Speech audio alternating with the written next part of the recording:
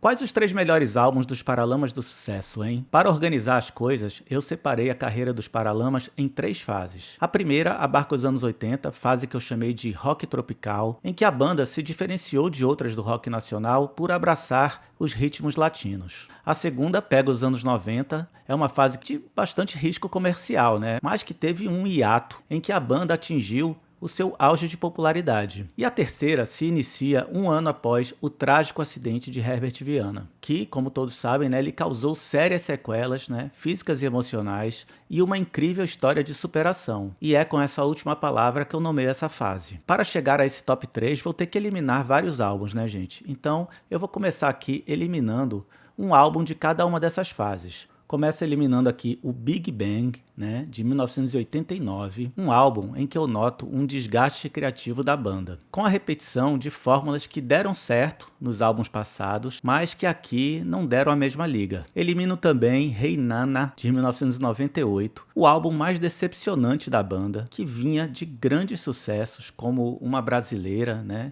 uma das poucas inéditas do Vamos Bater Lata, de 1995, que nem está aqui relacionado, né, porque é um álbum ao vivo, né, e eu só estou trazendo aqui os álbuns de estúdio e de inéditas dos Paralamas. E na sequência veio outro grande hit, que foi Lourinhã Bombril, de 1996, né? Ou seja, a banda ela estava no seu auge pop, né, com clipes estourados na MTV, fazendo uma grande turnê, sempre com casa cheia, e aí veio com o Hey Nana, né? Por fim, vou eliminar aqui o pior álbum dos Paralamas, né? Que é o indefensável Sinais do Sim, de 2017.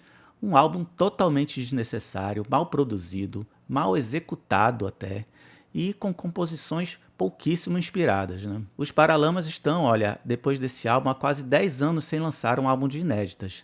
E, olha, se for para lançar algo assim, é melhor continuar na seca. Mas vamos agora falar de coisa boa, né? Então eu vou já de cara eleger o primeiro álbum a fazer parte do meu top 3. E vai ser O Passo do Lui, de 1984. É um álbum em que os Paralamas finalmente, né, mostraram o quanto eles eram bons, né? Já que o primeiro álbum não foi aquilo tudo que eles até esperavam, né? Tem Meu Erro, tem Fui Eu, tem Ska, né? Vários clássicos, né? Olha, os Paralamas para mim estão entre os melhores instrumentais do rock nacional, viu? João Baroni na bateria, Bi Ribeiro no baixo e Herbert Viana na guitarra são muito acima da média e não é à toa, se destacaram muito aí nessa fase do início do rock nacional. Ouça, por exemplo, com atenção, os primeiros segundos de Óculos. Ali está condensado o grande talento desse trio, viu? Bom, vou agora eliminar mais 3 álbuns, né? Um de cada fase, novamente. Começo por Cinema Mudo, de 1983, o álbum de estreia dos Paralamas,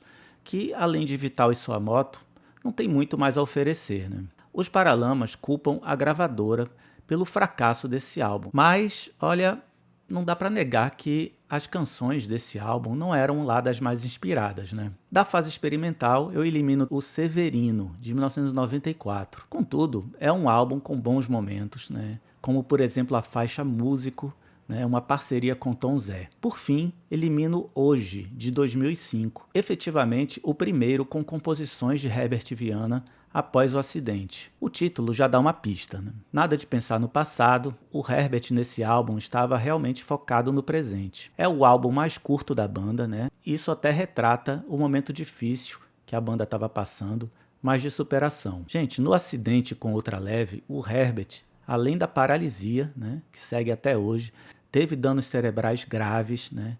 E ficou internado por 45 dias. Foi o tempo que, pouco a pouco, o seu cérebro foi refazendo as conexões e nisso a música desempenhou um papel importantíssimo, pois, desde o início, ele foi colocado em contato com ela. Vale aqui o relato de João Baroni, né? Ele relata um momento que, após a alta, né, o Herbert Viana foi para casa e lá os amigos, os familiares continuaram com essa espécie de musicoterapia, né? Vamos lá, vou ler aqui, ó. Quem também participou dessa fase foi o Dado Villa-Lobos, né?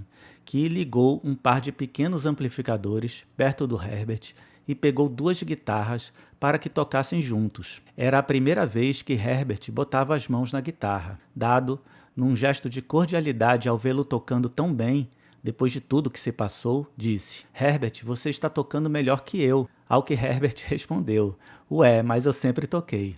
Bom, vou agora eliminar um álbum que muitos fãs da banda têm um grande carinho, que é Os Grãos, de 1991, com essa capa que eu considero fantástica. Foi um álbum tenso para os Paralamas, né, em que Herbert Viana entrou em atrito, vejam só, com o João Baroni e o Bi Ribeiro. Um atrito musical, né, gente? E o resultado, né, gente, não foi lá muito bom, foi apenas satisfatório. E eu destaco aqui duas faixas, Sábado e Tendo a Lua, realmente músicas muito bonitas. Tem também Track Track, a primeira aproximação dos Paralamas com o Fito Paz, né, e o mercado latino. Ou seja, mesmo não sendo um grande álbum, Os Grãos apontou para caminhos que seriam muito importantes para os Paralamas no decorrer dos anos 90. O segundo álbum que eu irei eliminar é Brasil Afora, né, de 2009. É um bom álbum, onde eu destaco Meu Sonho e Mormaço. Essa última é um dueto com o Zé Ramalho, que realmente ficou bem redondo. E olha, enfim, sobraram agora álbuns realmente muito bons da banda, para se juntarem ao também muito bom O Passo do Lui, que já está aí no meu pódio, né? E são eles, né? Selvagem, Bora Bora, Nove Luas e Longo Caminho. São 4 álbuns para 2 vagas, né? Difícil. Vou começar falando aqui de Selvagem, né? De 1986. É um álbum clássico da banda, né? Que provocou um rebuliço na cena do rock Brasil, né? Pelas influências, né, contidas ali da música paraense, né, em Alagados, né, uma das melhores músicas dos anos 80, com certeza. Tem também uma parceria muito bem sucedida com Gilberto Gil, né, uma grande letra que ele fez em A Novidade, e tem uma versão reggae maravilhosa de Você, do Tim Maia. Ou seja, é um álbum com músicas que marcaram época, né, e que estão até hoje aí entre as mais queridas. O álbum seguinte, do Paralamas, seguiu na linha do Selvagem, né, com a inspiração em alta. E não é à toa, Bora Bora, de 1988, é outro grande momento da banda. Tem o Beco, Sanfona, tem o ótimo cover de um antigo sucesso do Jackson do Pandeiro, 1 a 1, e tem também Uns Dias e Quase um Segundo, nascidas da dor do Herbert Viana pelo fim do seu relacionamento amoroso com a Paula Toller. É também o álbum de inéditas dos Paralamas mais longo, são 14 faixas, um exagero para a época, né? E olha, se 2 das piores faixas desse álbum fossem retiradas, seria um álbum perfeito. Por causa disso, esse álbum não está no meu top 3 da banda. Vamos agora para a década seguinte, para falar então de um álbum perfeito, Nove Luas, de 1996. Além de Lourinha Bombril, né, que foi o maior sucesso desse álbum, tem também Busca a Vida, La Bela Luna, uma versão muito boa, né, de Capitão da Indústria, do Marcos Valle, e vários lados B surpreendentes, como por exemplo a faixa que encerra o álbum, Um Pequeno Imprevisto. É um álbum muito bem produzido, né, gente, e que retrata um momento em que o Brasil era, com certeza, mais feliz do que hoje, 30 anos depois.